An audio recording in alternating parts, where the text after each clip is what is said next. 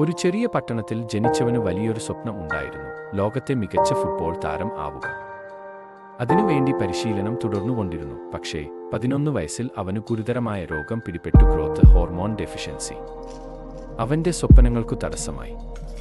ഡോക്ടർമാർ വിധി എഴുതി, ഇവനു ഇനി ഫുട്ബോൾ കളിക്കാൻ സാധിക്കില്ലെന്ന്.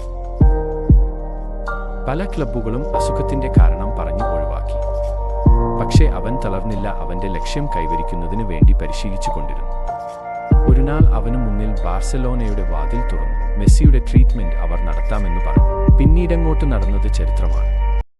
നിരസിച്ച ക്ലബ്ബുകൾ പോലും അവനെ ടീമിലെടുക്കാൻ കോടികൾ മുടക്കാൻ തയ്യാറായി വരുന്നു. എതിർ ടീമുകൾക്കെന്നും ഒരു പേടി സ്വപ്നമായി ഇന്നും ഫുട്ബോൾ കളിച്ചുകൊണ്ടിരിക്കുന്നു. 7 ബാലൻഡിയോർ, ലോകകപ്പ് കിരീടം, 800 ഗോളുകൾ. ലോകത്തിലെ മികച്ച കളിക്കാരനായി നിൽക്കുന്നു. മെസ്സിയുടെ ജീവിതം നമ്മോട് പറയുന്നത് ഇതാണ്: പ്രശ്നങ്ങൾ ഉണ്ടാകും, പക്ഷേ ഒരിക്കലും കീഴടങ്ങരുത്, അതിനുവേണ്ടി പ്രയത്നിച്ചുകൊണ്ടിരിക്കുക.